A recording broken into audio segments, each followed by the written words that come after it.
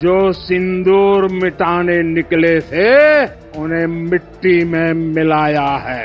ভারতের প্রধানমন্ত্রী নরেন্দ্র মোদি বলেছেন, আমার শিরায় রক্ত নয়, টকবক করে ফুটছে সিঁদুর। কাশ্মীরের পেহেলগামে হামলার প্রতিশোধ ভারত নিয়েছে মাত্র 22 মিনিটে, এমন দাবি করে মোদি বলেন, যারা ভারতের নারীদের মাথা থেকে সিঁদুর মুছে দিতে চেয়েছিল তাদের মোক্ষম জবাব দেওয়া হয়েছে।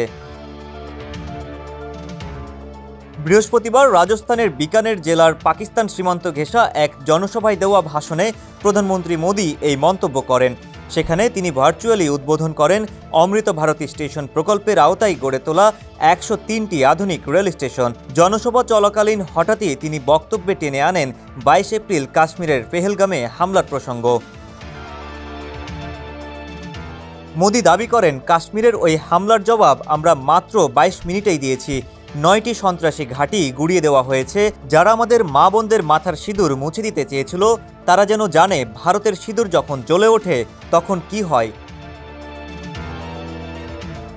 তিনি আরও বলেন, পেহেলগামে গুলি চললেও আঘাত লেগেছে ভারতের 140 কোটি মানুষের হৃদয়ে।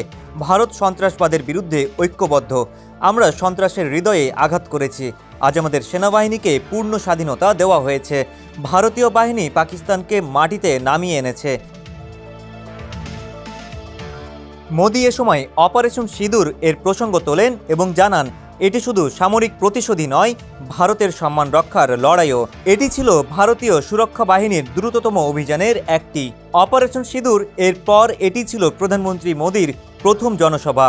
এর আগে 2019 সালে পাকিস্তানের আজাদ কাশ্মীরের বালাকোটে ভারতীয় বিমান হানার পর তার প্রথম জনসভাও হয়েছিল এই রাজস্থানে। বিশ্লেষকরা বলছেন, সীমান্ত ঘেঁষা এই জনসভাগুলোর মাধ্যমে মোদি নির্বাচনী বছরে জাতীয়তাবাদী আবেগকে জাগিয়ে তুলতে চাইছেন।